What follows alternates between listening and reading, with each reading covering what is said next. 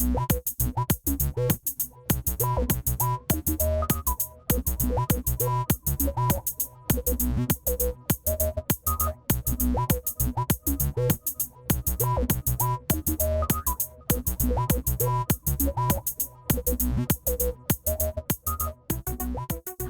and welcome to episode 85 of the Book Wars Pod. I'm Miranda, here with Kristen, Kate, and Chris. Back up from the mic a little bit. Sorry, There you go. Can I start again? You can if you want, but like still that close. I don't know how close I'm supposed to. Do you hear yourself? Yeah, I'm yelling. Yeah. Sorry. Wow, Miranda, you fucking nailed it. That's why we have monitors on. Oh my god! Okay, we're gonna try this again. Don't You yell. good? Just be it's all right. normal. It's She all can't right. be normal. That's a big one. Okay. Miranda, what are you doing with your hands? Is the real question. Oh They're my sweating, so I have them on my sweatpants. She's grasping her legs. I'm grasping it firmly. if you must know, she's grasping her girthy legs. Okay. I'm so glad we have all of this on tape. Jesus Fuck Christ. yes. Just Love it. don't think about it. Your face got 17 shades redder when you brought us in. Sweetie! I know, you don't. It's just okay. Don't. Is this a good distance? Should I just be this distance? It's more about the voice that you use. Because you're like, hi, this is Miranda.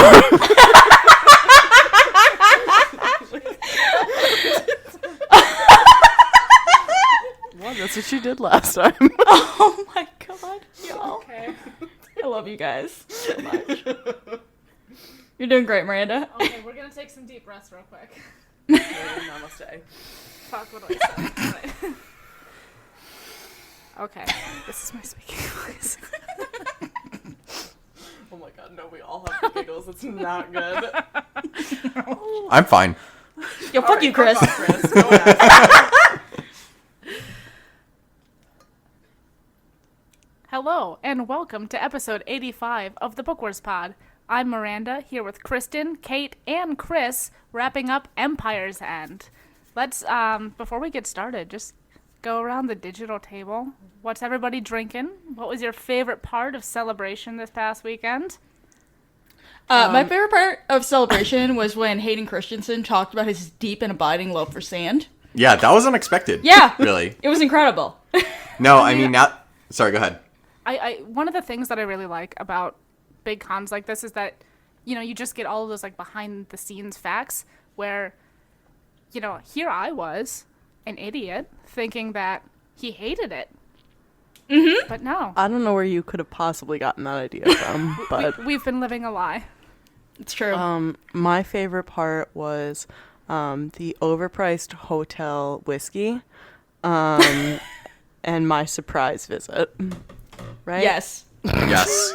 Absolutely. I personally was really interested when we saw the trailer for episode 9. Obviously, the big reveal is that they're retconning Darth Vader to have been a woman the whole time, which was a big twist. Did not expect JJ to go that route.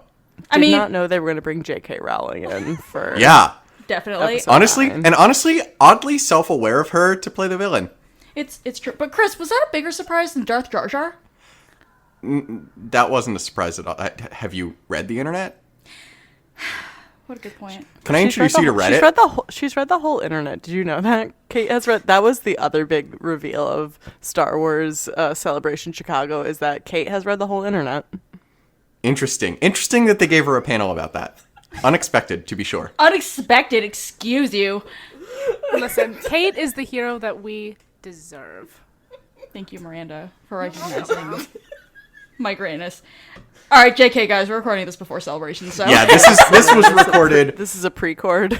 This is recorded the Monday before Celebration. People are excited. People are panicking about this and about that and about weather and about lightsabers. So really, we're just all on schedule right now. We're also recording on the day of the NCAA men's basketball championship game, and Chris and I, in case you have never listened before, are currently located in the DC area, and so we are literally surrounded by fucking Virginia fans, and we have done our best to mitigate any of the literally constant screaming we've been getting for the entire first half.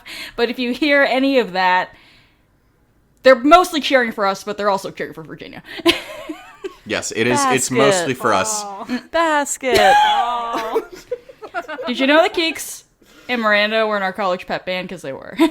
Listen, But they had to cancel that cheer because we weren't supposed to say ball during it, but Why? But would you both say that it's cold in here? Chris, that was, first of all, that was a high school movie. Okay, It's a but whole different. No. it's not even a basketball movie.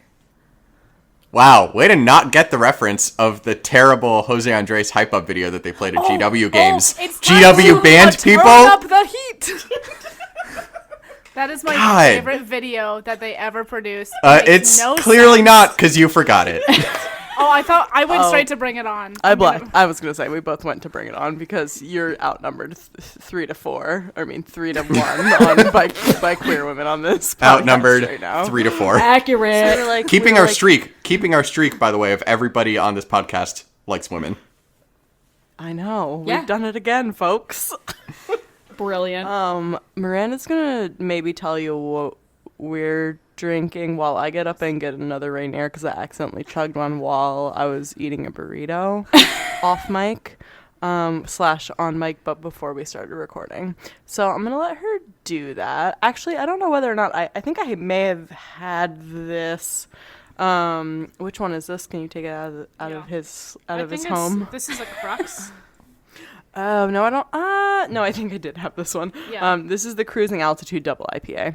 So I'll let Miranda tell you about it, and then I will be getting beer in the background. Love Okay, it. so, per the can. Take off for the tropics, courtesy of this Imperial IPA, starring the rare and exceptionally complex Strata hop, bursting with juicy tropical flavors and citrusy aroma. Elevated by Pilsner and caramel malt, as well as a floral dusting of Galaxy hops, this is one universally drinkable double IPA. Sit back, relax, and enjoy this sky-high sunset in a glass.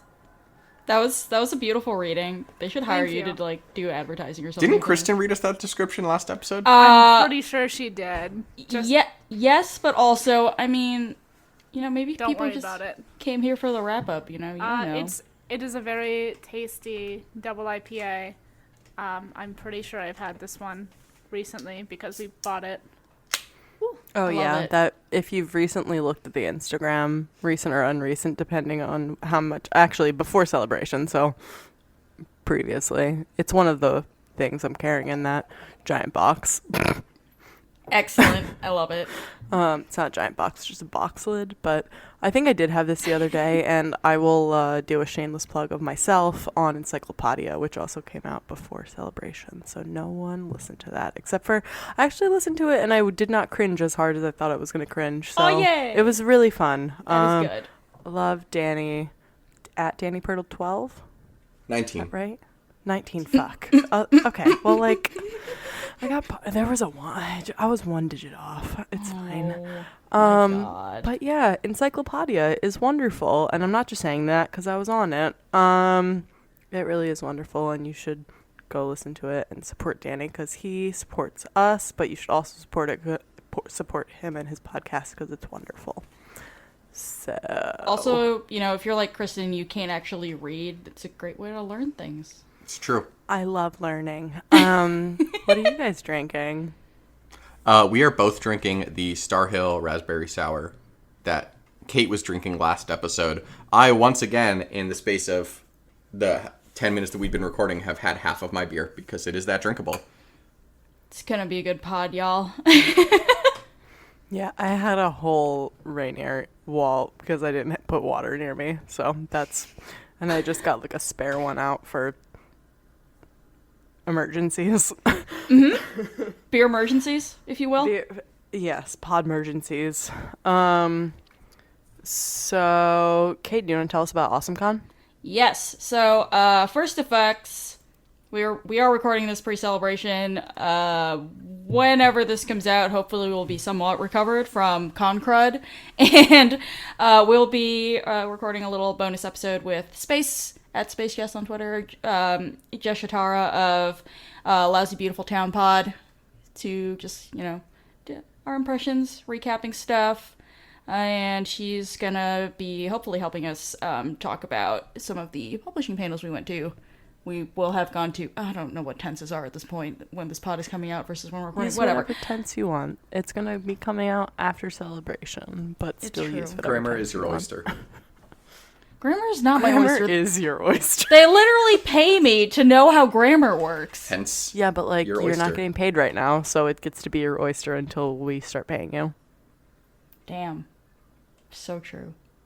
But speaking of cons, as Geeks mentioned, Chris and I will be at AwesomeCon in DC again this year to, God, fuck this creaky ass I was gonna say dining table. Let's note again which of us is touching the table right now and which of us is not. Lick my It was, butthole. it was Chris. It was not. Again. It was not. Spoiler alert. Absolutely. There's no proof, Chris. You have no proof. Chris and I will again be at AwesomeCon in DC to present our panel on how Star Wars as a franchise has been doing all kinds of very cool cross-media, multimedia storytelling. Basically, we'll talk about in the pod. Basically, the panel we presented last year, but we're doing it with different panelists this year. And I mean, I'm talking about this panel that we're doing before the con. We already have so much to talk about, and I'm sure we're going to have even more to talk about after Celebration happens. So please come join us. Chris, are we allowed to say at least who we have on the thing so far?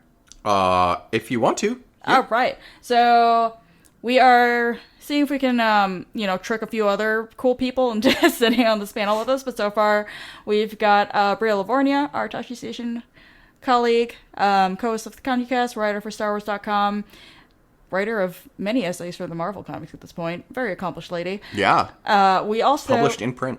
right? It's cool. Speaking of published in print, we are also going to be joined by, oh my god, E.K. Johnston. We're so excited. Yes, the one and only author of Queen Shadow and Ahsoka, which are phenomenal books, one of which we've covered, one of which we will cover, and I will scream because I've got 40 pages left. I'm dying a little bit. But yeah, we're incredibly excited. Oh, we're so pumped, and we can't believe she said yes. Who fucking looks at us, you know? I don't know. Me and Miranda both said no, so It's true. You did. it's because we're across the country, guys. It's a really expensive plane ticket. Womp womp. No, No, your priorities are very clear, Kristen. They fucking should be. her priorities are like, what, beer and puppies, so. Yeah. Is there anything wrong with, are you That gonna argue with is- that? No. Exactly. Thank you. Thank you. Yeah, fuck you, Chris. Moving right along. Should we- say, is that official pod business? Should we get into book time? Oh, I should actually, speaking of time, so the panel that we're presenting is going to be on Saturday at 8:30 p.m. Yeah, Which is important information. that's interesting. We are not actually part of the, AwesomeCon After Dark track, but Can't promise we won't be drunk though. For some of us who may or may not be at AwesomeCon, can you just remind us of what weekend that is? It is the final weekend of April, so I want to say we're presenting on the 27th of April. Thank you, Chris. I will Nailed see you it. there. yes, the 27th. Chris and I are also sitting on some other panels. I don't remember what their names are right now because I'm tired, but I will also be on a panel on Friday at, I want to say 2:30 about whether or not the galaxy needs the Jedi. Moderated by Bria Livornia. I will be on the panel with at Admiral Jello from Twitter, Jay, and I'm just trying to remember his handle if he has one. But John the Gang. Juan John Jedi. Is that his Twitter handle? Yeah. Oh, that's great. Okay. And John Liang at Juan John Jedi, who at least was previously, maybe still is, the producer of Beltway Banthas. Unclear on that one. But so that'll be a good panel as well. Skywalking to Neverland. Huh? The podcast. Oh my god. This is, Oops. well, that's embarrassing. So Yeah. Chris is going to be on the panel with people he can't remember what their names are. Are you Kristen? Listen. What just movie are we because talking I about? could not remember the name of The Force Awakens. No. Arguably my You couldn't favorite remember Star the name Wars of film. Star Wars. No, I couldn't remember the name of Force Awakens. I remembered Star Wars. No, you didn't. No, you didn't. No, you didn't. Go when the last podcast we recorded comes out in 2 days. I want you to go back and listen to it, Kristen. Literally could not remember A New Hope. I shit you not. Let me live.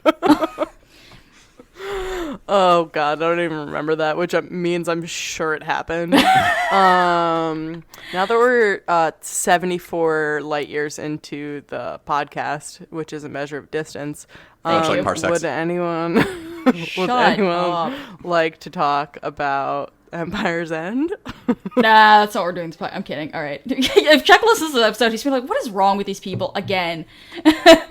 Is Chuck going welcome to to accuse us Baby of Bird, by being the way. more off topic than he is? Well, I Said don't know. with love. Shots fired. It depends on whether Kristen's gonna scare him again on Twitter like she did the Oh my last god, time. I'm not allowed to tweet at him anymore. I feel like he's gonna take a restraining order against me. I know. I'm just not doing it. All right. But like we don't want to, I guess, not address. We've only had 3 people on the pod, unless we've had like all guests. And At Real Baby Bird was finished the book, and we were like, "Bitch, come on the wrap." So Duh. Yeah, we're excited. 4-person pod. so Fuck yeah. So here we are. Yo. We're doing it live. All right. So, shall we talk about the writing of the book? No. All right, great. I know Pod's you over. want to, Kate. Pod's done. All right, so the first thing I wanted to talk about was both the reading and the writing process of creating a book trilogy, which is not really all that different from, like, I suppose, consuming a movie trilogy. Of course, the Skywalker Saga is a trilogy of trilogies, that sort of thing. But there are, I guess, like, pitfalls that people often point out when it comes to trilogies, which is that, you have the first book, which is kind of proof of concept, and usually ends on a cliffhanger, so you keep reading the series, obviously, because it's a series of books. And then you have the second book, where it raises the stakes, but it really mostly feels like build up or lead up toward whatever's going to happen in the third book, and the third book is the one that's, like, quote-unquote actually interesting. I think this is, like, a criticism that is made of especially a book series like The Hunger Games. People obviously love the first book. The second one is less popular. It's really setting up, like, all the cool, like, revolutionary shit that happens in Mockingjay. Yeah. And, just for instance. So how do we feel having read all the Aftermath books at this point? How do we feel Chuck did overall in terms of avoiding or falling into quote-unquote traps? It's a trap. Well, I feel like first Star Wars bucks the trend of normal trilogies because Yeah, of how absolutely. fucking beloved Empire is. Mm-hmm. Like I don't think it's an unpopular opinion to say that Empire is my favorite of the original trilogy. Oh, absolutely. I think that's not unpopular at all. I think Star Wars and The Godfather are, like, I think the 2 best examples of trilogies where the second one was actually better. Yeah. Also, the Mighty Ducks. Fair. 3. You know what? 3 famous. Well, the Mighty Ducks isn't a trilogy, though. Isn't there more? It is. There's only It 3? is. There's a third movie. No, I know. I thought there was more than 3. Oh, no. The third one was terrible. Oh, no, says Miranda.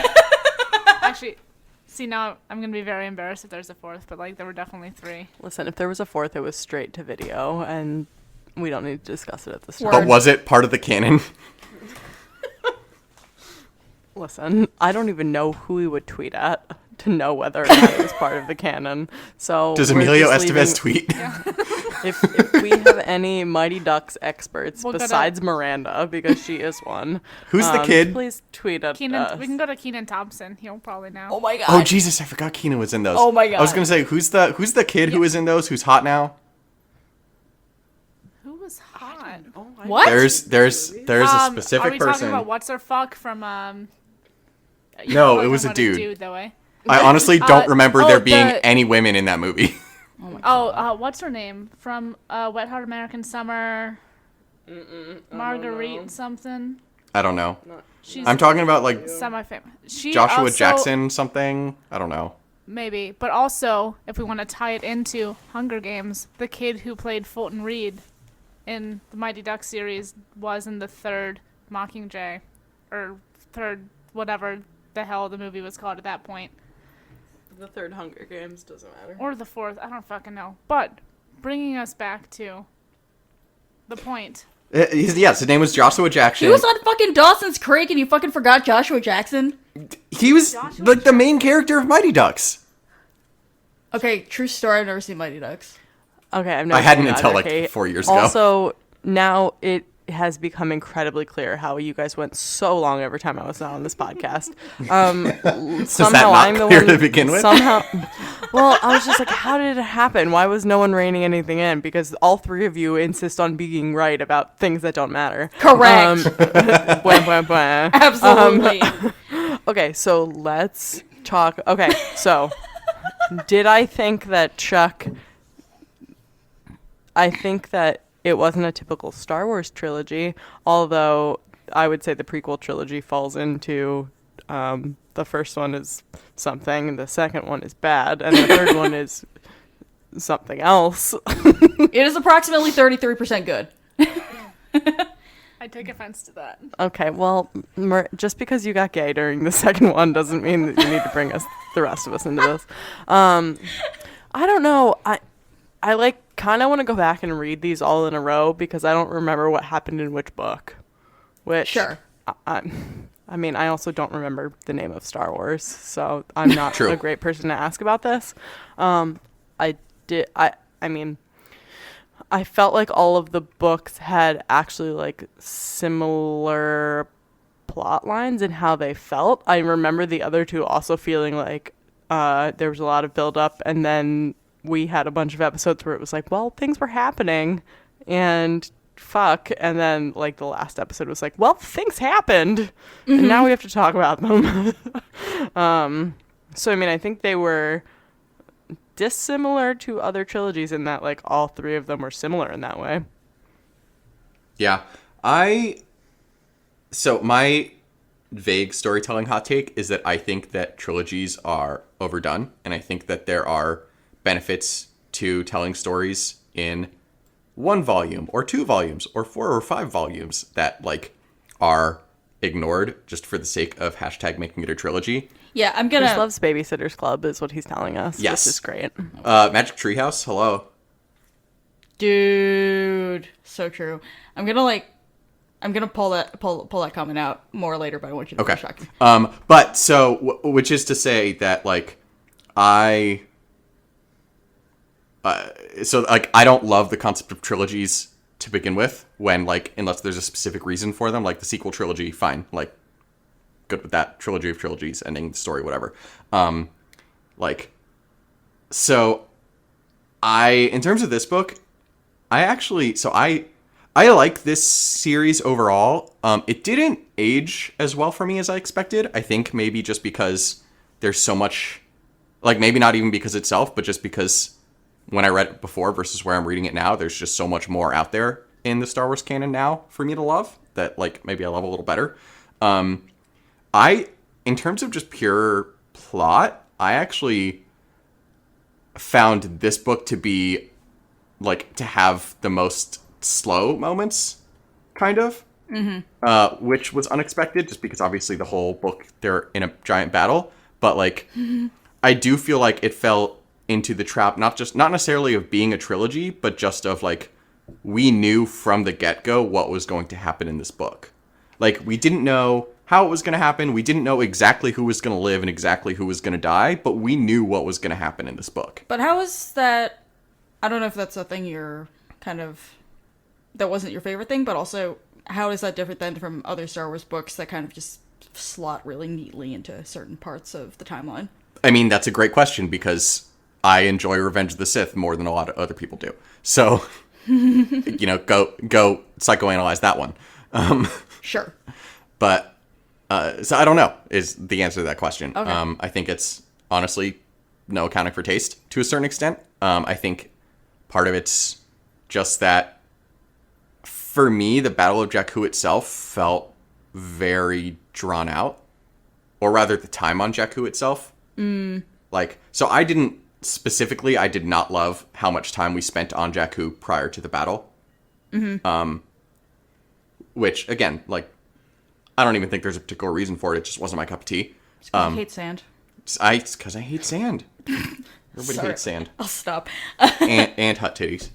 Oh my god. Miranda, say something. Chris, well, I was just gonna ask for a clarification. Chris, you, when you say that, like, we already knew what was gonna happen, you're just pointing to, like, we already knew the Battle of Jakku was gonna happen and kind of, like, what the, not necessarily what the First Order fallout from that was gonna be, but, like, what the fallout with our immediate characters was gonna Yeah, be. well, we knew obviously that, like, you know, one of the big, you know, oh my gosh, what's happening moments is the failed assassination against Mon Mothma. And, like, to me, that moment was more confusing than scary because we know that Mon Mothma survives. And, Where you know, do we know that from? She's mentioned in Bloodline as having, you know, been, like, the cult of personality behind the New Republic. A book I read. Sure is. Sure is. It's a Star Wars book you read, even. But see, Chris, I do agree with you. Like, a lot of the kind of build up in this book on Jakku, just with Nora and Jazz just in Sloane just being there and wandering the desert for days, like, that was my favorite part. But I think that there's really something to be said about being able to craft an entire book based on something that we already know happens. Oh, absolutely. So, like, we know that the Battle of Jakku is going to happen. Some Star Destroyers are going to fall down to the planet. The Empire is going to more or less be over afterwards. You know, it's going to be a big New Republic victory. But, like, this is probably just a personal preference. I really like being able to go in. It's like, well, I know all of these big things, but, like, what's actually happening? Like, what's the story on the ground? What don't we know already? And I think that, you know, Chuck was able to do a really good job of explaining that to us. And personally, maybe, again, I need to go back and reread the first two, but, like, this was probably my favorite book of the trilogy. And I'm very much a person, like Kate said earlier, who loves the first movie in a trilogy, loves the first book in a trilogy. I'll watch, and Kristen knows this, like... She's a garbage person. She just keeps starting shows over and over again, even though she's, like, not even seen the end of some of them. It's really upsetting. I'm like, the pilot is the worst part, Miranda. Why are we... Okay. What she said. No, I agree that I'm a garbage person, and I will not apologize for it. But this trilogy was the exception to the norm, and I liked this book. Love it. All right. Because of some details, apparently. I mean, that's super legit. I will say, Chris, to your point, I think that all of the time spent on Jakku feels slow and excruciating by design. I agree with that. I think, and if you want to, if y'all want to read more about writing a Star Wars book and dumping people in the middle of sand and making them hate their lives, please, and I'm serious about this, please read John Jackson Miller wrote Kenobi, which is now a Legends book, but it's about Obi-Wan's time, the beginning of Obi-Wan's time on Tatooine, and he always puts up notes for you know, what it was like to write each novel on his website. So go Google that, because he has a good little, like, paragraph or whatever the hell about how he wanted like those parts where like people hating Tatooine or bored to feel, like, really slow and, like, you wanted to kind of pull your eyeballs out of your head. So Yeah. I can't hear Kenobi by itself without hearing it in Maul screaming Darth voice. Maul. Yeah. Kenobi. Yeah. Oh my god. No, I think, Miranda, I think that's super fair, and I think, you know, it's interesting because this series was, like, honestly really polarizing in a lot of different ways. Like, obviously, like, some of the assholes and, you know, the misogynists, white supremacists, that segment of the Star Wars fandom really disliked this series from the get-go because of Singer and because the main character was Nora, et cetera, et cetera, et cetera. So we don't care about that aspect of it being polarizing, but, like, I know some people didn't like the writing, some people didn't like present tense, like, some people didn't like that it went different directions from Legends. Like, it's interesting. Like, I think it like makes perfect sense that like we have different feelings on it. And like, also like, to be clear, I don't think that this book was bad at all. Like, just because, and I'm going to make this point only because this has been bothering me over the past week because Game of Thrones is coming back. Like, there's a difference between me not enjoying something and something being bad. Like, I think that this was a good series and a good book. That like, I think there's just a lot of different opinions on. I know that our pod dad, Brian Larson of Tachi Station, wrote a really heartfelt piece on what this series, and particularly this book, meant to him in terms of the relationship between Temmin and Nora. And that's on the Tachi Station. It's on TachiStation.net. Highly encourage everybody to go read it, and I think we'll probably link it in the episode description. But yeah, I think the beauty of this book and just Star Wars books in general is they'll hit different points for everybody. Absolutely. And, that just, talking about what these stories mean to people on a very deep personal level. Like, Chris, you and I were just talking about this weekend, how we love Star Wars Resistance, and we think that, technically, in terms of the writing and the characterization and the pacing and everything, it is, in our opinion, a better cartoon than what has come before in terms of Lucasfilm animation. Mm-hmm. And I love it to death, but it's not Rebels for me. Yeah. Because I don't have that deep emotional personal connection to it, which is fine. Like, I don't need to just want to be screaming, crying about everything all the time. Contrary to popular belief, I do not want to be screaming, crying about everything all the time. It better fucking be better written than the clones, which is not even in chronological order. Correct. Yeah, like if we're comparing season 1 of Lucasfilm animation shows, it's Resistance by a country mile. It's gonna get a yikes from me, Like, dog. Clone Wars is amazing, and it gets a lot better. Rebels is amazing, and it gets a lot better. But season 1 of both of those shows is rough. Mostly Clones. Yeah. Season 1 of Clones is Yes. a hot garbage mess. What are you talking about? We say that Ezra is with love. deeply upsetting before he gets a haircut. Yeah, and then he's still deeply upset. Well, okay, we don't have to get into this, but Yeah, this is a different podcast. anyway. But,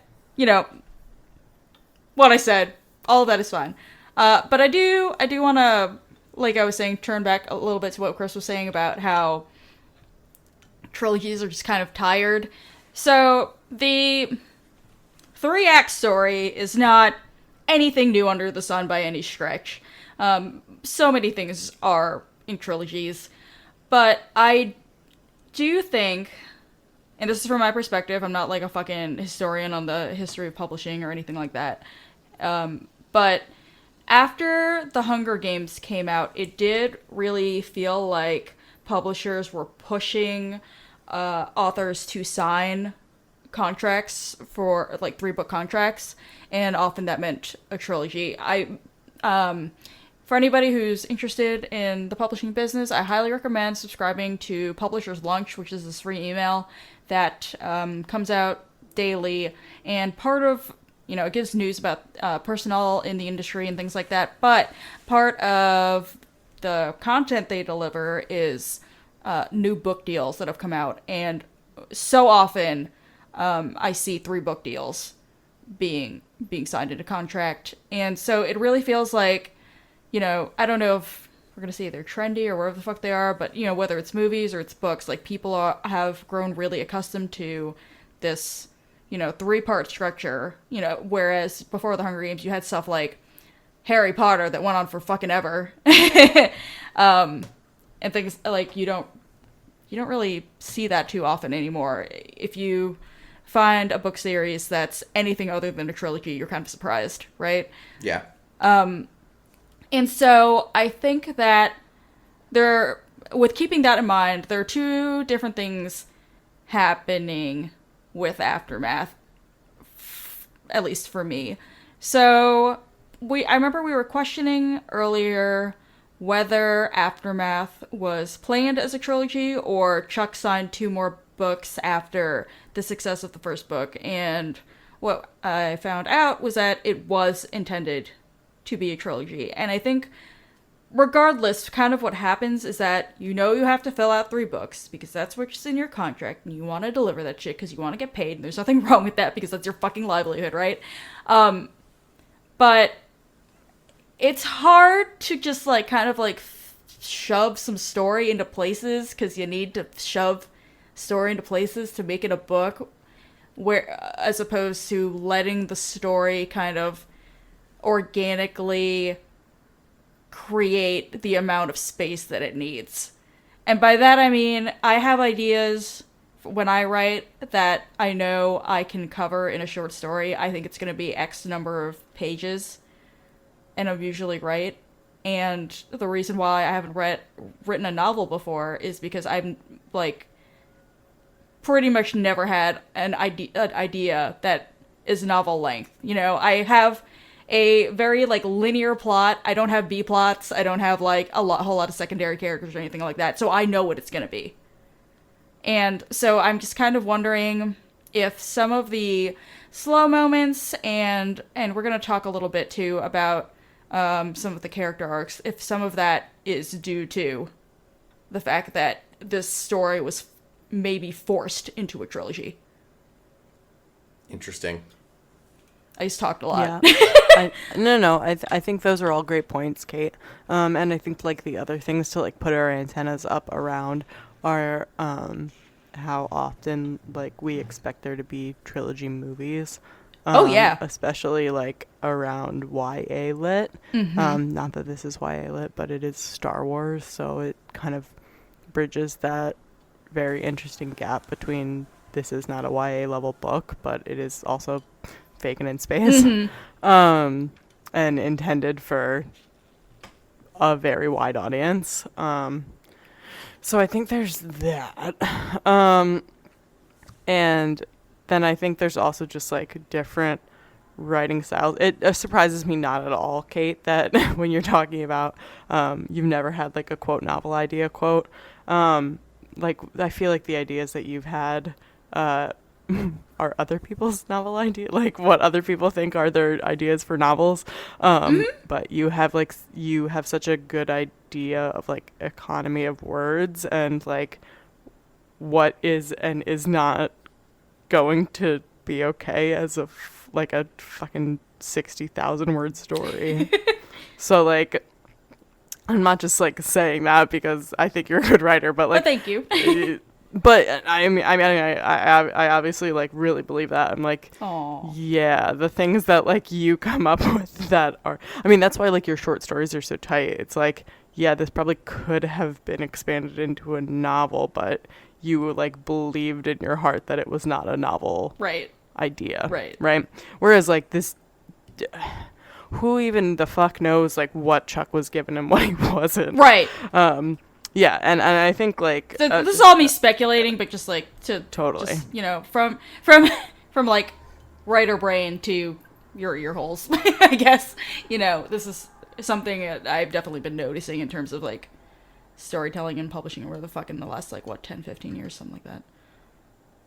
Yeah, and Kate, to your point again, like, even, you know, if this story could have been more compact, I think that you made a really good point earlier. You know, I do feel like the fact that when we were reading it, it felt like we were on Jakku for fucking ever. That's the point. Mm-hmm. You know? It's like, all of these characters are miserable. They're, like, drowning in sand. They're dehydrated. They can't breathe. Yep. It's like, how long have I fucking been on this desert planet with monster snakes and all sorts of shit? Mm-hmm. And it's like, you know, even if we could have cut a lot of that out, I don't think we could have gotten the same impression of the planet and just how desolate it really was. Totally. Without Chuck just, like, pulling that out for chapters on chapters. I definitely agree with that. Like I said, like, definitely, I think by design, and, you know, for those of y'all who are not as familiar with Chuck's, like, writing philosophy, just go fucking look at his blog. It's called Terrible Minds. He talks a whole lot about writing and how he does it and whatever the hell. So I've plugged it before, but it's a good read. It's the shit. Mm-hmm. Chris, did you actually have something to say, or did you just want to remark upon how interesting the three of us are. No, I said what I had to say. You said, interesting. I wanted to know if you had any other thoughts after you no. heard all of us puke our thoughts about. I mean, all that. I contributed to the start of this discussion. I feel like I talked. White man. Literally the first time anybody's ever Congrats. accused me of not talking enough on this podcast. No, you didn't just say like, that. fucking piped up. Listen, normally if you pipe up, I assume you have something new to add to the conversation, but I will now not assume. Yeah, that you know what about happens when you assume, so Kristen. Thank you. You're a white man and you're annoying. You're right. Yeah, fuck you, Chris. Oh my god, our children have them so well trained. Nobody gets allowance. Oh no. We have our own money. It's Was fine. I supposed to have an allowance? We have our Has own money. has too. Kristen not been giving you your half? No, she's a bully.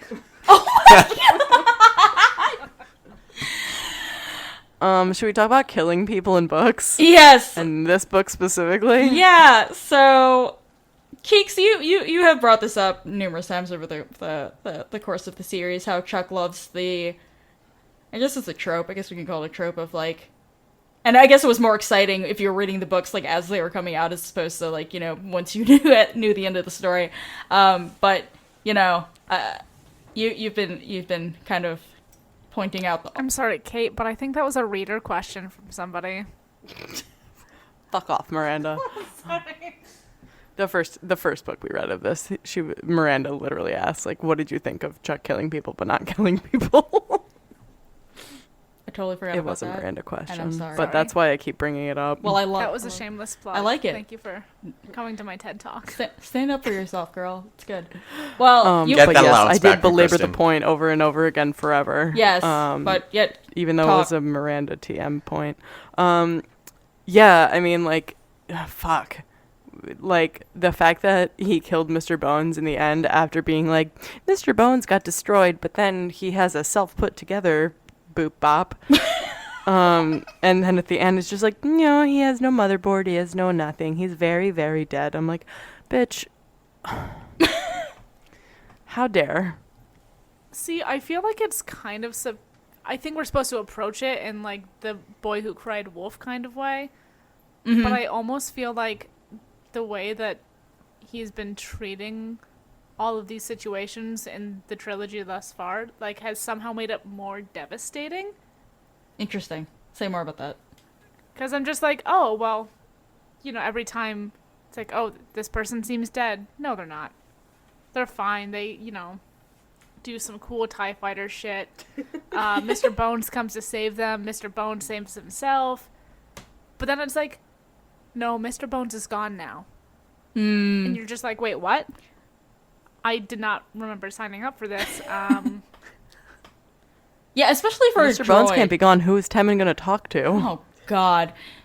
So I think it was just very jarring. It's like I was just setting myself up for something, and because I've seen Chuck do this like over the course of the trilogy so many times, I wasn't ready for the devastation. Mm-hmm. And so when it finally hit, like for realsies this time, I was like, fuck. I think it's They're like super dead. yeah, and I think it's especially bad for droids because like you think droids can always be repaired. Like I remember when K2 died and in Rogue One, I was like, but you can pick him up, guys. Like what? You know? And L3 too. Like, Ugh. God Yeah. damn it. Yeah, for me, I like there definitely was an emotional impact for me of Bones' death. Like it was kind of like the Dobby death in Harry Potter in the 7th Harry Potter book. Spoiler alert. God. 20 years later, not 20 years, 10 years later. To be fair, we had a friend How dare you, Chris? who like 15 years after Harry Potter ended was like, wait, Snape died.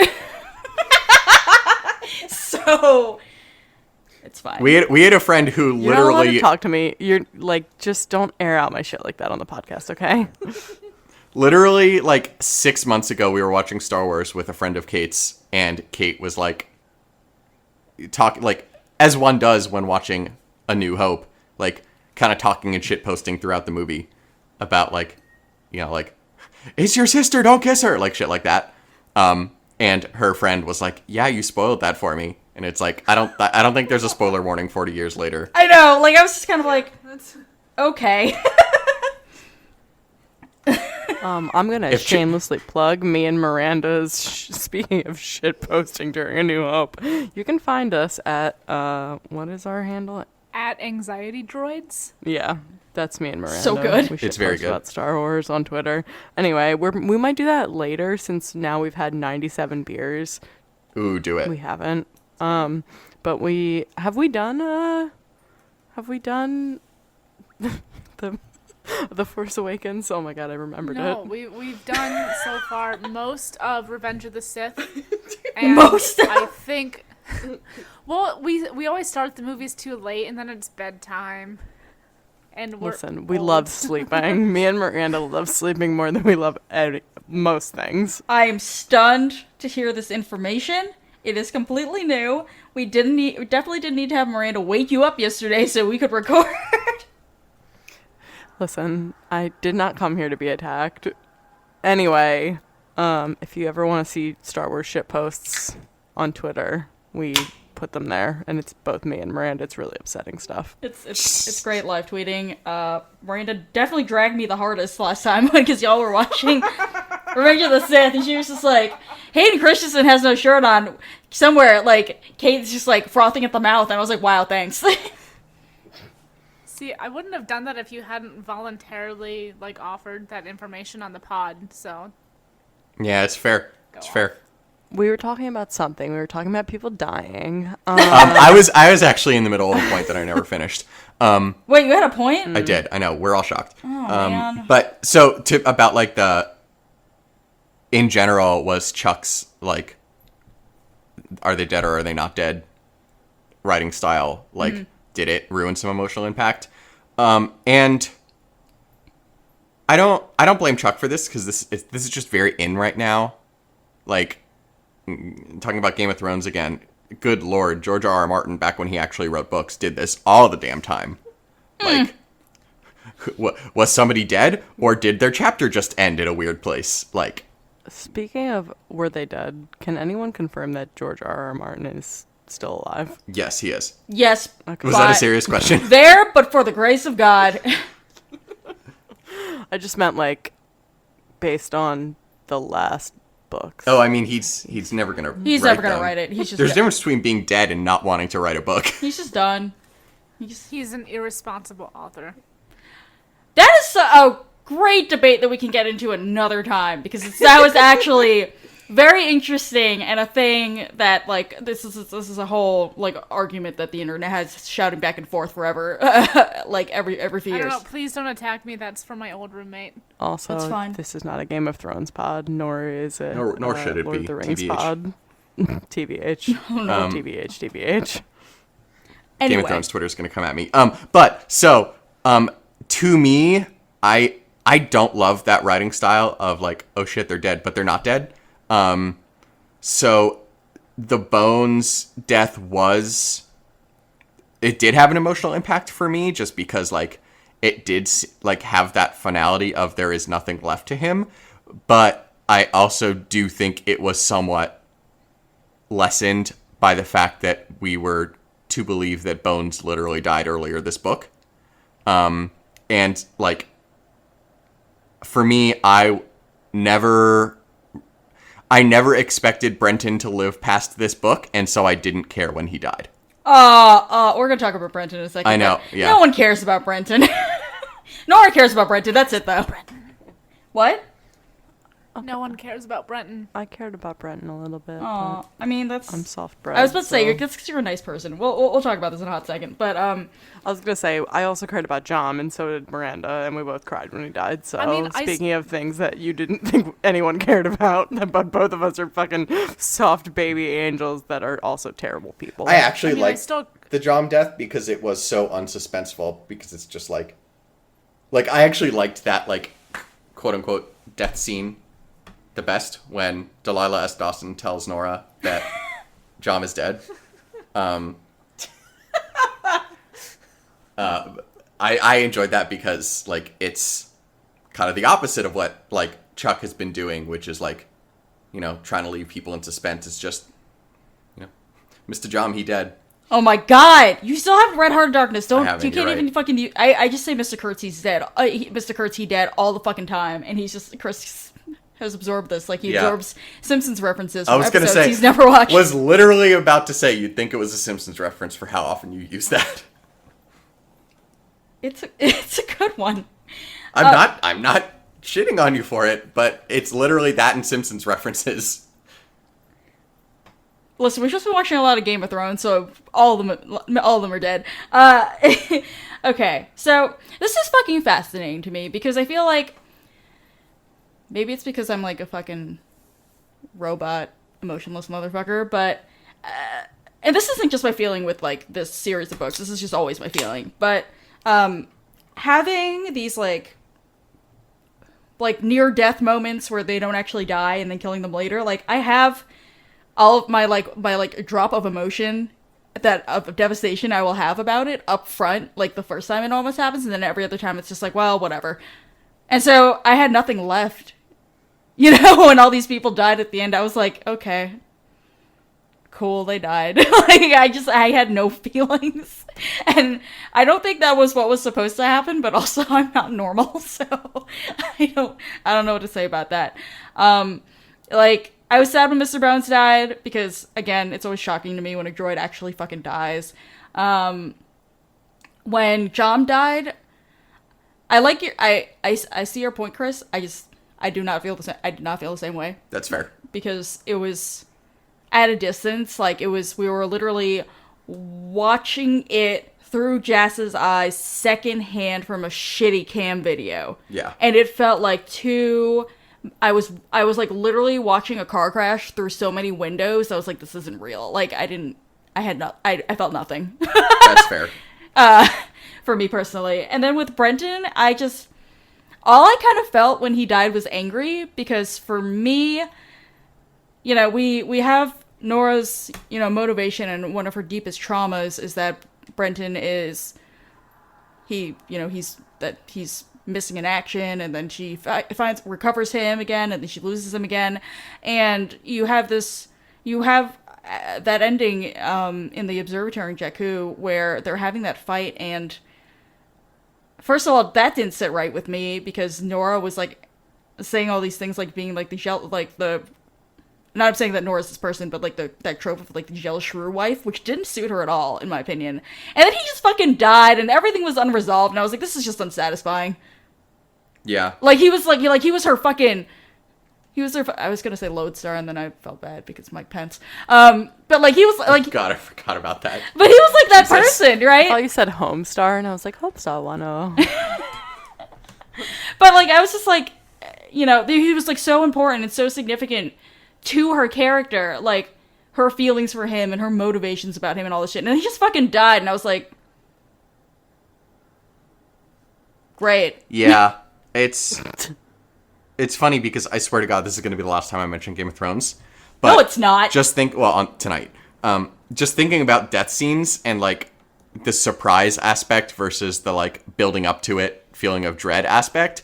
One death scene that I actually really love in Game of Thrones, and I think it is probably the best scene that was not actually written by George R.R. Martin, and so like written by the showrunners, is Rickon's death scene. Ooh. In season 6, because Miranda, have I seen that? Doubtful. It doesn't matter. Keep going. so well it's from a couple of years ago, but basically like he's a character who you don't particularly care about because he's been gone for 4 seasons, And he literally has like maybe 7 lines in the entire series. yeah, like he's a child, like he's a young child. He does not talk. And then like you find out that he's back, and you're like, oh shit. And then like they spend a solid like 2 minutes of him running across the battlefield and the psycho motherfucker trying to shoot him with arrows, like playing with him. And you see what you think is the dude's last arrow. Like it's the music's building up. You're sure he's going to die. You're bracing yourself. You're sure he's going to die. And then you see what you think is the last arrow fall, and he's about to reach his brother, who can like pick him up and carry him away on the horse. And then out of nowhere, this other fucking arrow just like spears him. And it's just like that moment of like release. and then just completely out of nowhere when you thought you were safe unexpectedness. And to me, that is more interesting to me than like the telegraphed, this character exists for redemption and is not going to make it out of the series. And again, I feel like I'm shitting on this book and Chuck's writing much more. I feel like I'm coming across like that much more than I mean to. I don't think that Chuck is a bad writer. I don't think this is a bad book. But Yeah, same. I think you would agree with me that it's just storytelling choices that, like, for me, they just don't work for me. Obviously they work for other people. They just don't work for me. Yeah, I think they're indicative of storytelling choices that are somewhat popular in fiction today, and they're storytelling choices that I don't always love. I think they're just tropes. I think it's not even fiction today. I think it's just stuff. Yeah, that's you know? fair. That's super fair. Wait. Okay. So, Keeks and Miranda, talk about you. Tell us why we're wrong. Yeah, I'm not here to tell you that you're wrong. I think that you guys are right in a lot of ways. Personally, I think that Brenton's storyline is maybe one of the shortcomings of this entire series. You know, like Kate, you were saying before, this is Nora's purpose. This is, even to a certain degree, Temon's kind of motivation in the whole series. It's like Brenton, he was this great rebel guy, and he got lost, and it's all about finding him, and then they find him, and then all the shit goes down, and I know that I'm supposed to care about him. And I know that he means a lot to our main characters, but it's like, I don't feel that over the course of mostly Life Debt, is that the second one? Life Debt and Empire's End, I don't think that like his story is ever developed enough just like from having him actually in the plot for me to care enough about his death. Like, I still cried because that's what I do. Sure. But it wasn't so much for him as a character. It wasn't so much like for Nora losing her husband, because I know you guys have talked about this in the episodes for this book before. Like, honestly, I could, take or leave Nora as the main character. Like, I think she is a good main character for the series, but I'm not emotionally invested. It's not so much that I care about him as a character or that I care about what he means to other characters. It's just sad because, like, people dying is sad. For sure. That's my whole thing. Okay. Two things. One, I wish you could have seen my face when Miranda looked at me like, what's the second book called? I gave her the bitch, who are you asking? Oh my gosh. You know I don't know what the second book is called. I barely know what the second Star Wars movie is called. I barely know it's called Star Wars as a whole conglomerate. And then, I mean, I'm sure that this is because I have such a soft, special place for the clones. I think I cared about Brenton's death because he got chipped. Yeah. And he made everyone around him not trust him. Like, he didn't, right?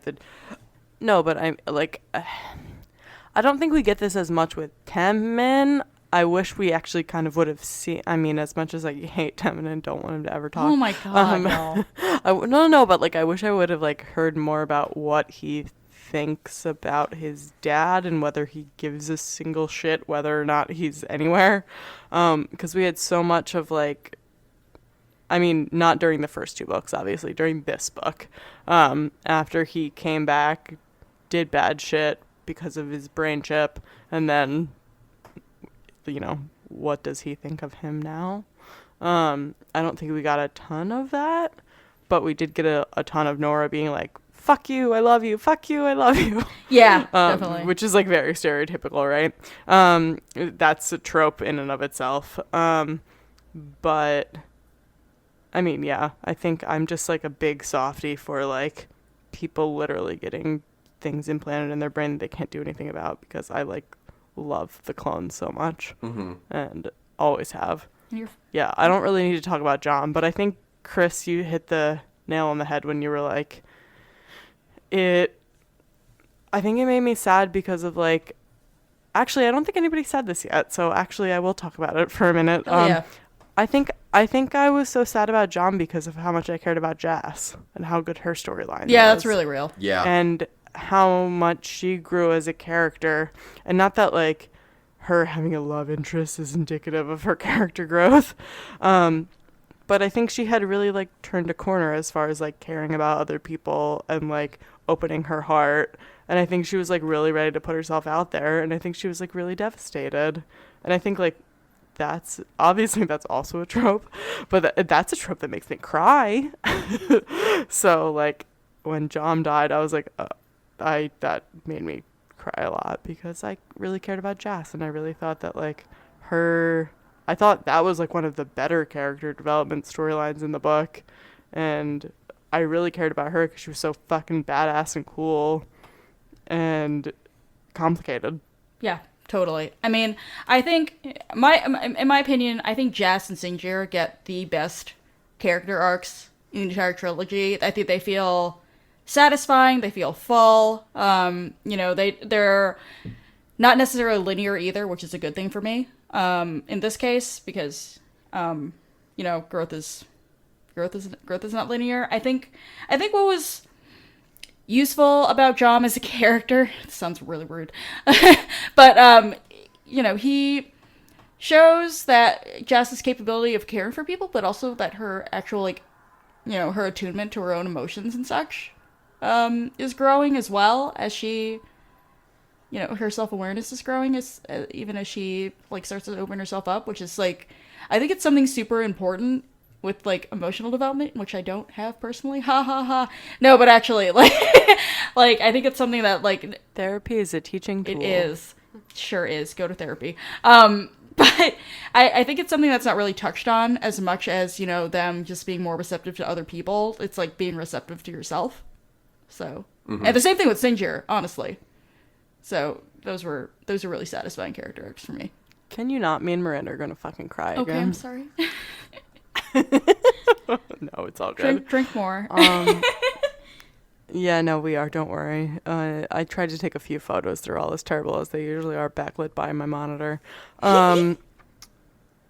But is that all we wanted to say about the book before we get to the social questions, where we're going to talk about the book more? Yeah, dude. The one other thing is that Tom asked us if we had discussed the weird hut song that Mr. Bones was singing towards the beginning of the book on the ship, and I think it's Sinjir sitting in his cabin being like, this creepy motherfucking droid.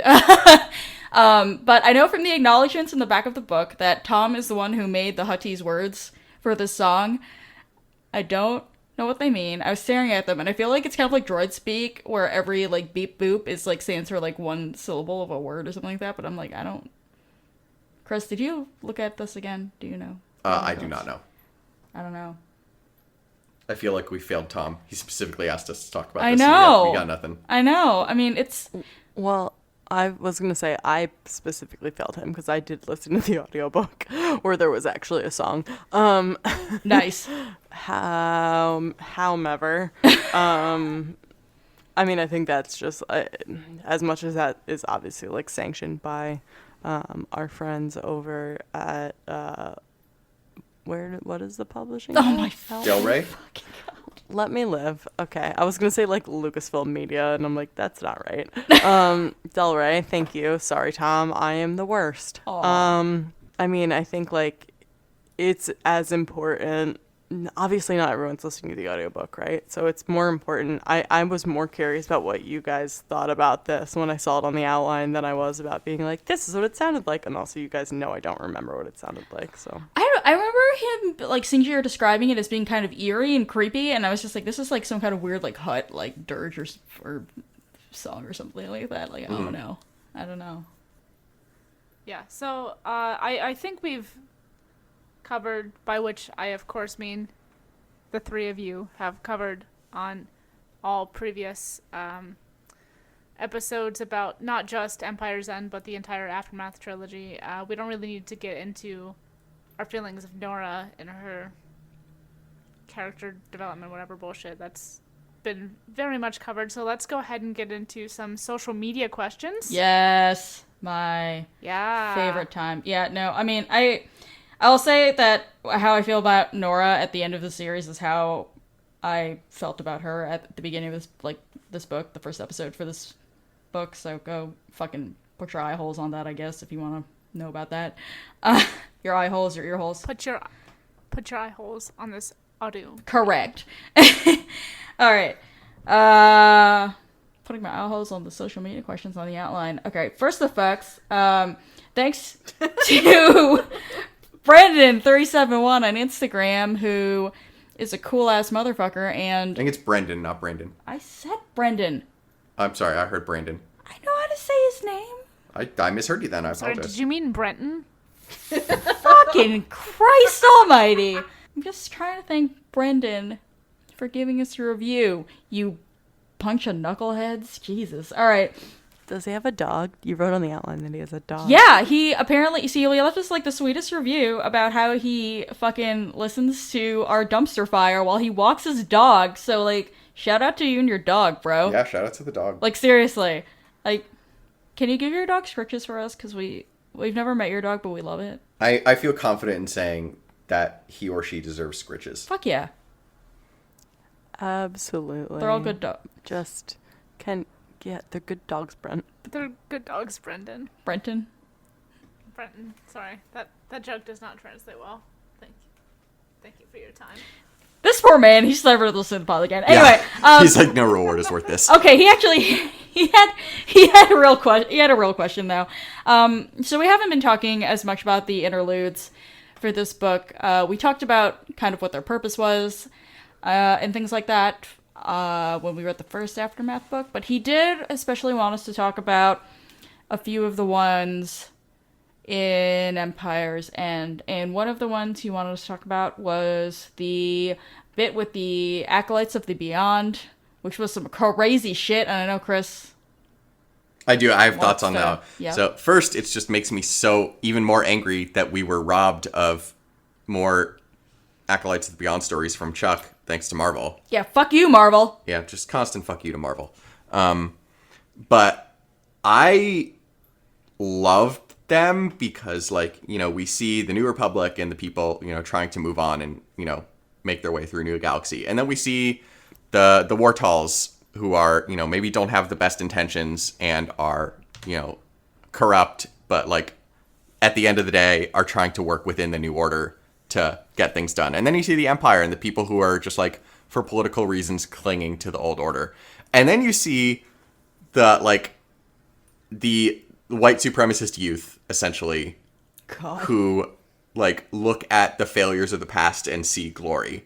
And Which is gonna get a yikes from me, my guy. yeah, that's what the Acolytes of the Beyond are. They're fanatics and they're zealots, and they don't understand what it is they're worshiping, and they're exceedingly crazy and, you know, supported by Tashu, who is cuckoo bananas. I mean, it's the dark side of the Force equivalent to the, you know, the Zealots who are making the military half of the First Order.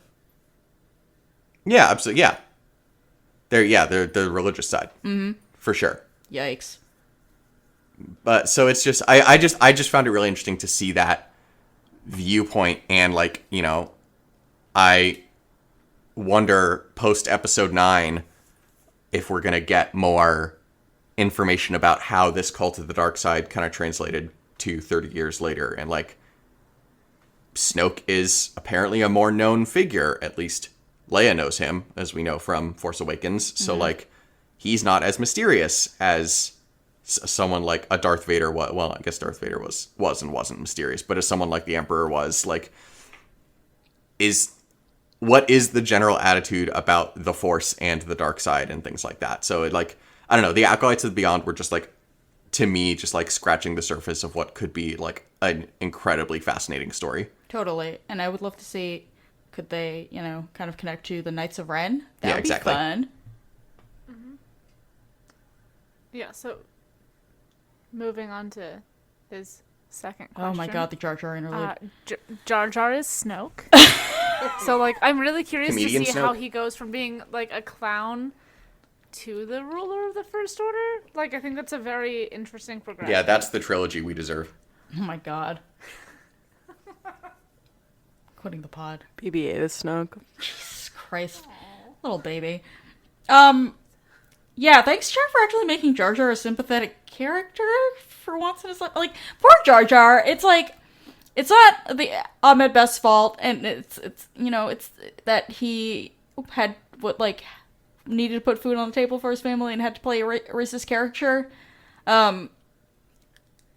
But, yeah, his character was just the fucking worst. And then you just like shook your fist at him when he just turned the fucking Republic over to the Emperor and all this other stuff, and now he's just really sad and homeless, and it's just like, oh god. I just loved how I've said it sincere he before, was. I'll say it again. He's fairly likable during the Clone Wars cartoons. He's alright. I don't like him during the Clone Wars cartoons, but I said fairly likable. I said he is more likable than he is during the prequels. That bar, I could trip right over it. yep. I love Bwah, bwah, bwah, I love bwah. how like earnest he is in his interlude. Like he like I think he genuinely knows why people are mad at him. He doesn't fully understand how it happened. But at the end of the day, he makes the kid, I don't remember the kid's name, but he makes the kid laugh, and that is like the highlight of his week, and he's like thrilled with it. And like it's just like going back to a character who, like, execution aside, was intended to be this comic relief in a movie for children and intended to make children laugh. Oh, absolutely. Kids Like- loved Jar Jar back in the day. Like, Yeah. little kids. Kids today still love Jar Jar. Absolutely. Like, so it was nice. To me, it was a very fun, like, it's depressing, obviously, because things don't end well for Jar Jar. but it was but- like, for me, it was like a really redeeming moment for the character as conceived. Yes. Like, for the actual characterization of Jar Jar. And, like, the... All that comes with that. Yeah, you said that better than I would. You said that what I was trying to say. Yeah, see, I leaned into like the depressing side of that. That was maybe the saddest interlude for me. Oh, yeah. Because I was like, I obviously like Jar Jar as a character. He's done a lot in his life that he's fucked up. And, this is just kind of his life now. He's hanging out. I think you guys said this was on Naboo. Yes. And he's just trying to make the kid happy, but he's like telling him his story. And it's like, oh, God. I know.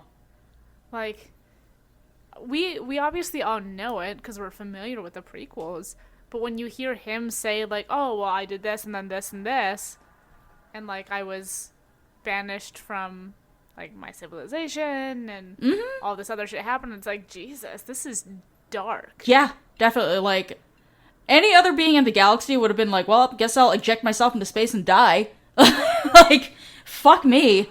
And to hear him tell it, too, to, like, a child, like, a complete innocent. Like, yikes, man. A child. Thank you. The child. Yeah, Miranda's a garbage person. Yeah, fuck me with these goddamn terrible interludes. Uh-huh. They're all horribly depressing. Elodie's is less depressing. Elodie's wasn't bad. Yeah. Okay. I have a lot of questions about it, though. Okay, go. I mean, it's not so much a lot of questions as it is one giant question mark. Like, what's the whole purpose of, like, the whole pirate civilization we have going on there? I'm pretty sure, because Like, is that important later? I don't think so. I think it's just fucking cool. And also, like, something... That's why it was depressing to me, because I was like, there was an incident. I don't think we've seen people really outside of either the light side, dark side, Empire, rebellion, whatever the fuck, that kind of dichotomy, try to make their own thing and,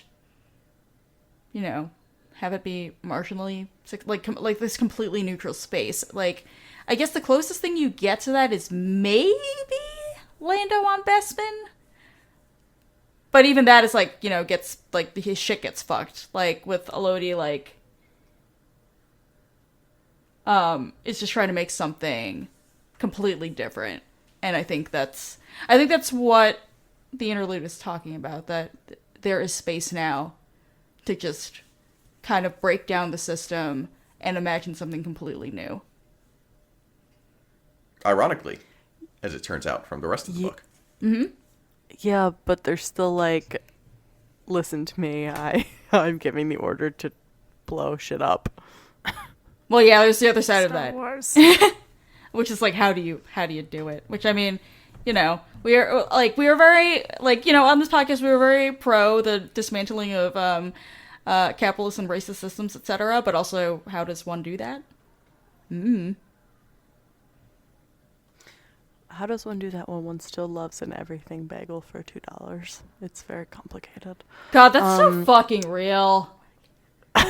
Jesus. And Miranda's now asking me where I can get an everything bagel for $2 in Portland. You can't, Miranda. You can't. I'm so happy right now. Did anybody else have anything to say about interludes before we get into Easter eggs? Because I know we've got a shitload to Easter eggs. Well, we have other social media questions. Oh, I'm illiterate. Please disregard. Great. All right. I just wrote down 119 illiterate. Jeez. All right. Also, I'll warn everybody, there's 1 minute left in the basketball game, and UVA's up by 1, so it's either about to be very quiet in the background or very loud in the background. I think either way it's loud. Wahoo, wah. Love you. All right. Gonna move on to the comments that Manda, at Manda the Ginger, our lovely, wonderful Tashi Station colleague. So she is a Leia super stan, as everyone should be. But she just wanted to point out, don't sleep on how amazing Leia was at 10 months pregnant. I'm especially a fan of, please don't do this thing in the morning, because there's just no way I could possibly stop you. Which we definitely talked about, maybe 2 episodes ago, because it was like amazing. Like, I'm so pregnant and I can't get up early in the morning, so I guess if you wanted to sneak off to Jakku, I couldn't stop you because I'd be napping, because pregnant people need to nap. And it was just like the most beauteous thing ever. Manda goes on to say, one of Leia's most relatable moments for me was, I didn't even know a person could be this pregnant.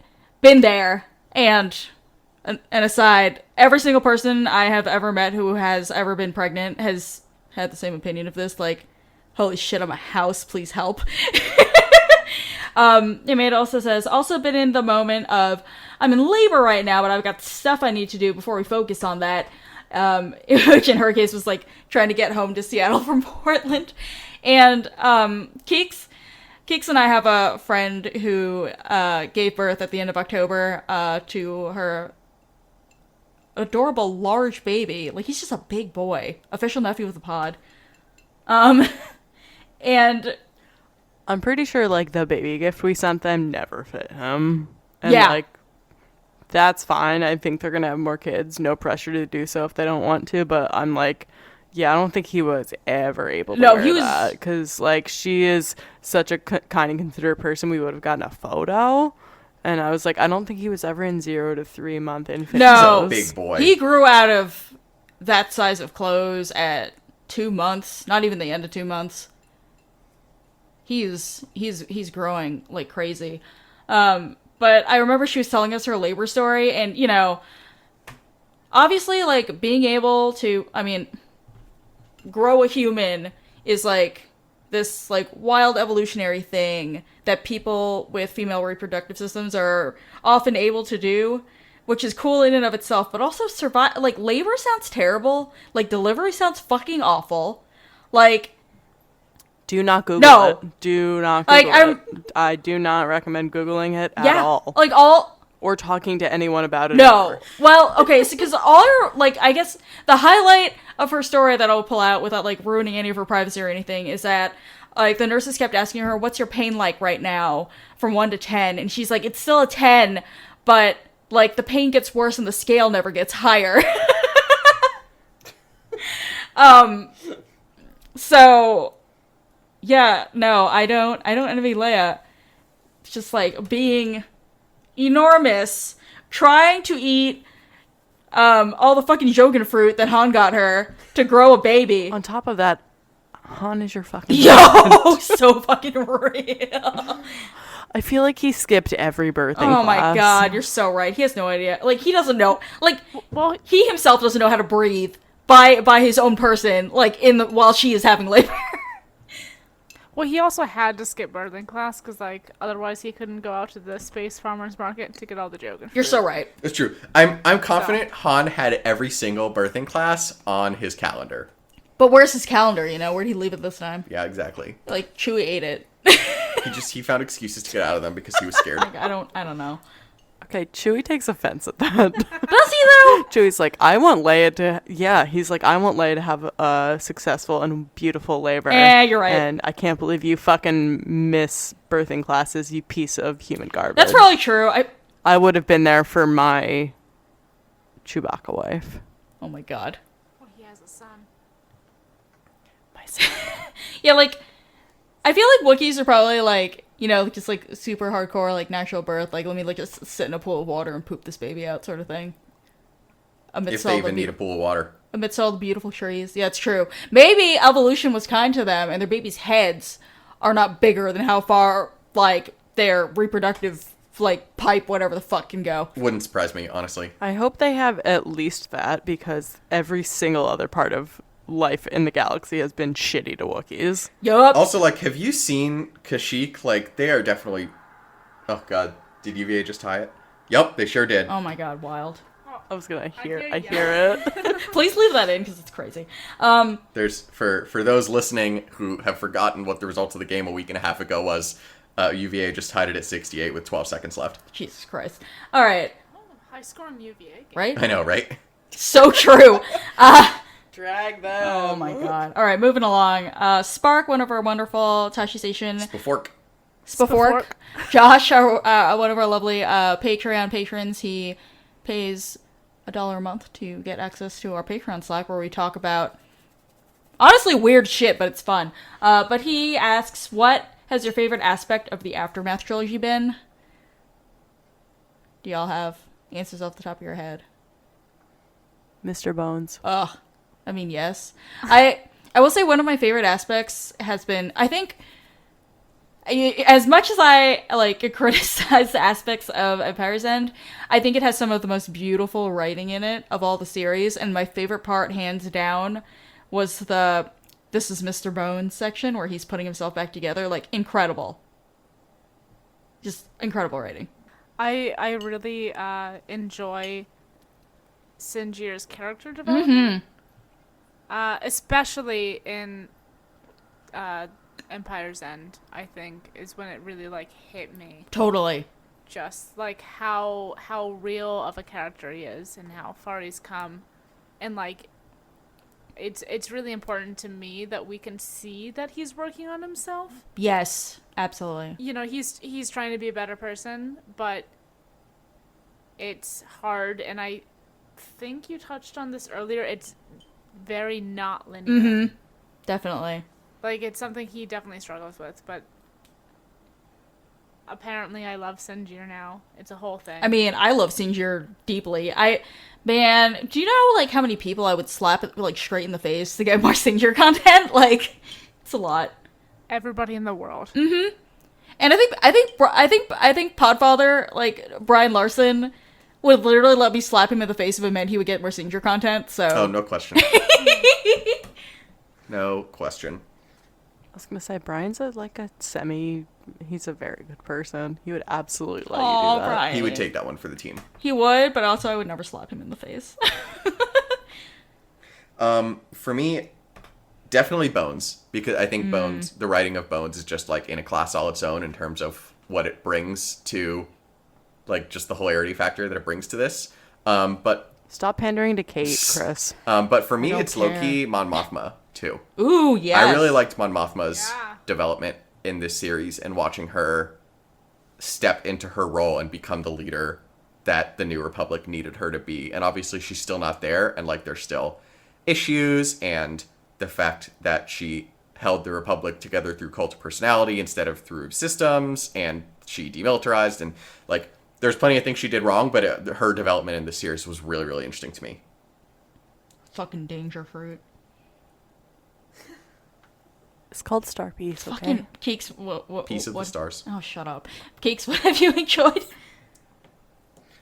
Oh, I said Bones. Oh, in the my bad. beginning.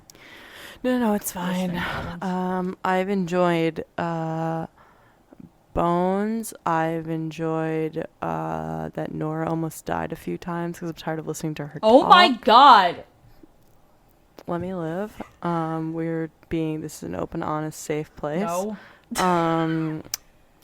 Filled with our closest friends. And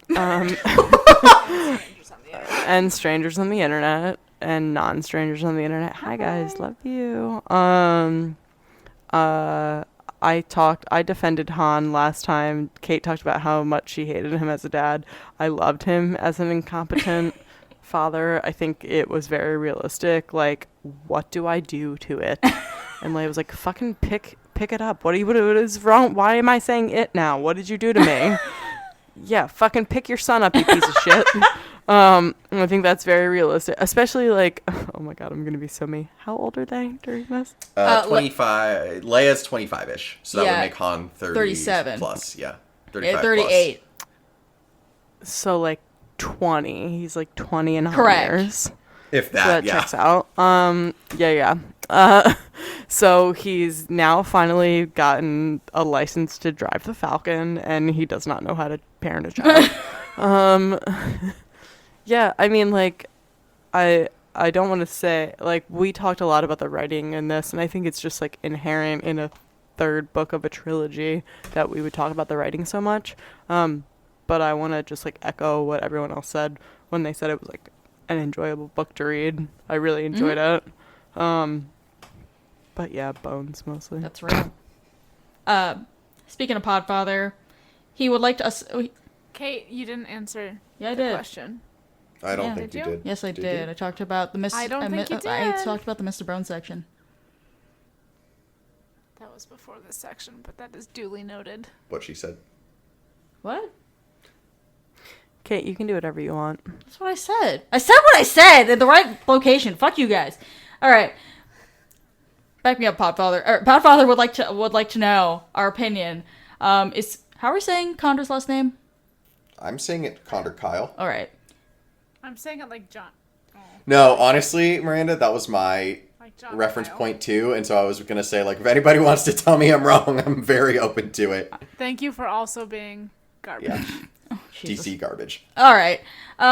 Is Condor Kyle the best good soft boy or the best good soft boy? He's the most goodest and excellent and precious and perfect good soft boy ever. Yeah, the answer is yes. Yes. Brian. Like, he's Agree. like just this precious dumpling, and he's like just the perfect, like, opposite for Singer. He's like really good at his job. I know, he's though. really good at his job, and he can keep up with Singer being sassy as hell and, like, keep him on his toes. But it's also just, like, really nice. Like, I feel like he picked out, like, the most thoughtful gift for Ben when he was born. Like, he's just... Aww. He's a soft boy, and I want to protect him. What did he get, Ben? I don't know. Oh, was that a hypothetical? I thought Yeah. you meant he literally picked out the sweetest gift. No, for I Ben. bet he did. Oh, I bet it okay. was, like, really personal, and Leia cried and stuff. Oh, okay, that's fine. I thought that there was like an actual thing, and I just missed it somewhere. I don't know. We can ask Chuck. If Kristen doesn't fucking scare the shit out of him again. Chuck. But yeah, no. Condor Singer forever. I'm so glad they got married. As we know from Last Shot by DJO. Praise the Lord. All right. Another book I technically read. Christ. All right, our last question is from friend of the pod, Shannon at ShannonJoy26 on Twitter. What do you think Singer would think of Thane Kyrell from Lost Stars? I think he would be unimpressed and then Question. not care. Yes. Quick Yeah. question from some of us who definitely were on the podcast for this book. Yes. Was it Thane who went to the rebellion? Yes. Yes. Or okay. Oh, so he went to the rebellion and Sienna stayed Yes. in the Yeah. Empire. Yeah. And then they fucked. Gave sex. See, I read it. She sure did, man. Jesus. See, I I don't know if I have an answer to this, so I might just be talking out of my ass right now. Not that that's It's a whole pod. different than usual. But, like, I just, because Thane and Sinjir, like, came to the rebellion from such different places, I think that'd be, like, a really interesting thing, especially because they're in the same timeline, yeah? Yeah, totally. So it'd be, like, interesting to see if they ever met, because, like, Thane obviously came out of, you know, whatever idealism he held, and Sinjir was, like, trapped on fucking Endor after the second Death Star blew up. Like, fuck, I gotta, like, get out of this somehow. Mm-hmm. I don't have an answer to this question. You gave it a good college try. I also don't have an answer to this question. But yeah, I mean, I think it's it's a testament to how vast and weird and insane the Empire is. Because they would be like, I don't know, we didn't even go near each other. Right? I think also, to actually get closer to answering this question, Yes. I think it depends on when you ask Sinjir. Yes. Totally. Like, if you ask him right after Endor, he's like, fuck this guy, like, I'm just here to survive. Just here so we don't get fined. Yeah, you know, Empire forever, whatever. Right. But, you know, one of the things about his character development is that you see Sinjir leaning more into, like, well, maybe we should be doing something for the good of the galaxy. That's a little strong for him still, I think, for me to say that. But yeah.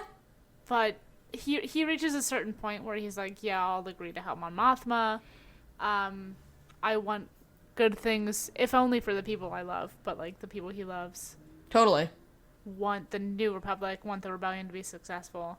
So I think it's something that, like, I think he would warm to Thane over time. Yeah. I think he's a cynic. I mean, he is a cynic at heart. That's, like, his whole shit. But I think what they do have in common, like you were saying, just to pick up on something you were saying, Miranda, about, you know, Sinjir cares deeply about the people he loves, and I think, like, Thane, to a certain extent, like, he's not in it for the ideology or anything else. Like, he's in it because, like, the alternative is not good. And I think Sinjir also, like, kind of comes to that conclusion eventually, like, this is not my favorite thing ever. And then my cop-out answer to this question is, I would love... God, there's so much Virginia screaming happening in the Yeah, background. they just took the lead in overtime. Nice. Oh my god, it's overtime, and we I was like, is there a I need to car? be done with this fucking pod so I can watch this game. My cop-out answer to this question is, I would love to get Sinjir, Thane Kyrell, and Iden Versio in the same room. Yes. So that'd be so amazing. I feel like Thane and Iden would get along very well, and I feel like Sinjir would not blow off Iden. He would be far too terrified of Iden. I do think he would blow off Thane, like, immediately. I think he would take one look at Thane, and he's like, "Oh, pretty boy, did you leave the Empire for love? That's original." Like, Damn, you're so right. What if Thane brought him like a good bottle of booze? Though? then they would probably get along better. Thane probably has some... I think it'd still be the same, but, like, thanks for the alcohols. Thane and Iden definitely have, like, crazy stashes of jet juice, like, lying around somewhere, so absolutely. All right. Easter eggs? All right, I wrote down a bunch. This shit's gonna be 2 fucking episodes again. No, we'll Or finish yeah, now. It'll be an hour and a half. It'll be fine. It'll be fine. Okay. Everybody just pick your favorite. All right. I'll go last. Go. Oh. Literally anybody, go. Okay, so I, behind the scenes, came on to the episode today at the last second, and it was mostly so I could scream about one particular Easter Fuck yeah. egg that nobody responded to my message about today. Save it for the pod.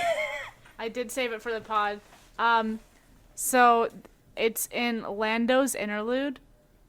He's thinking to himself about whatever bullshit, running Bespin, and he thinks of advice that Leia gives to him, which was, the rebellion was easy, governing harder, which I am very... Usually it's a dumpster fire, but, like, I am very grateful to be living, like, in this timeline. Love a fucking Hamilton reference in my Star Wars. Oh, hell books. yes. Yep. And it's like a thing that, like, it's a quote that Chris has brought in, like, shitpostingly is a word now, but that's what you meant when you brought it in. But, like, no, it's here. It's real, and it's the fucking best. Mm-hmm. I almost threw my book across the room. I have a picture of it on my phone. I think I only texted it to Kristen, but I internally screamed for a lot of reasons, and one of which is the fact that, so, like, if we want to go full Hamilton on this, Leia saying it to Lando is not the equivalent of how it happens in Hamilton, because Lando is fucking Aaron Burr. Do not at me. Oh my god. He's willing to wait for it. I think he actually specifically says, like, in the interlude, please correct me if I'm wrong, but also this is his general thing, like, he knows he's going to be on the winning side. He's going to come out ahead. That's Lando's whole shit. He knows how to lie in wait and see who's going to come out on top. Interesting. Miranda wrapping up with a hot take. I love it. I'm going to mic drop and moonwalk away from that comment because I do not. I fucking respect love that. it. I respect that. And I know many of our listeners are Hamilton fans, so, like, I fucking welcome your commentary on this take, because it's gonna be the best ever. I like the opera because I love a good shitpost. What, that, like, he made opera, like, just, like, an actual Yeah, thing? yeah, that this motherfucker's just obsessed with the opera. Yeah. Do you like the opera? Fucking fuckbag. I wonder if he's heard the tragedy of End Darth Plagueis chapter. the Wise. Incredible. Great. Now I have a disease that you gave me Yep. from that stupid comment. Yep. Kristen? Lobot were home. Also, just like Lobot being there and being like, "Can you stop emoting to me?" Also, I don't understand sarcasm. Also, fuck Yep. you. Dude, also, like, what a mood. I am Lobot. We figured it out, guys. So, lots and lots of things going on, as we have gone through, but, few things I wanted to point out. Sond of Sela is mentioned many a time. Is that Korra's parental Correct. figure? That is her dad. Cool. Love So, there it is. The prologue, Palpatine refers to Endor, the Battle of Endor, as being a shatter point, which I thought was cool. A throwback to... That book is literally called Shatterpoint, right? In Legends? It is. Yeah. So it's a reference to Legends. It's like one of those events that can go about 1 billion different ways, and you, no matter how powerful you are in the Force, you'll never figure it out. But it's going to be really consequential. And it was. Chris touched on this before, but fucking Delalo Dason as a character. Sergeant Delalo S. Dason. So fucking good. So, in case you didn't know, Chuck and Delilah Dawson are besties, and this is his reference to her in his books, and she has a character named Chirk in Phasma, who is Chuck, obviously, which is honestly the funniest shit, like, ever. I thought it was cute. And then, like, low-key, one of my, like, favorite Han quotes is him just, like, in Empire, and Lando doesn't sue, but him just going, "It's not my fault!" Which, like, is, like, do you ever, like, have those, like, things in Star Wars that are, like, not even, like, memorable quotes or anything? They're just things people say, but you just say it in the correct intonation. It's like, haha, Star Wars reference. This is the one Chris and I use constantly. So that was lovely. So him, like, just Ben just crying, and then Leia walks in, he's like, "I didn't do it, it's not my fault!" It's beautiful. It's pretty great. That's all I got. All right. And on that note of it not being Kate's fault, It's not my fault. thank you for listening to this episode of the Book Wars Pod. We have And if obviously you hated wrapped it, up. it's not my fault. Yeah. We've obviously wrapped up Empire's End. Next week, as we mentioned, we're going to be starting Battlefront Twilight Company by Alexander Freed, the start of the book through chapter 7.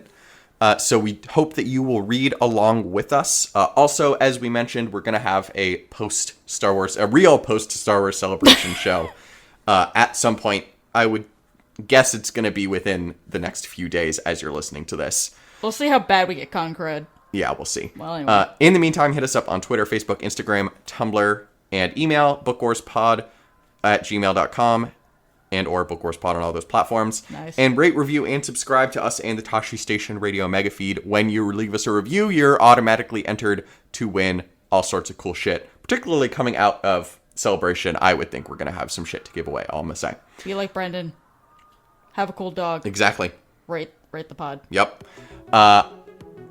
If you are so inclined and have the means, please donate to the Tashi Station Radio Patreon and give us coffee at ko-fi.com/bookwarspod.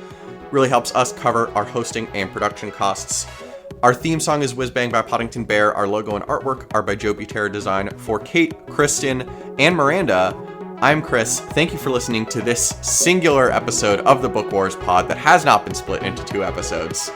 And we will talk to you next week. Jesus. Hey, Cakes. Are you guys still there? We've completely lost you. Oh no, can you hear us? Oh, now you're back. Hey. Okay. Oh, okay. What was the last thing you heard? Talking about how Miranda's a garbage person. Oh yeah, that's where we stopped. It just got very quiet. Oh, okay. Oh, okay.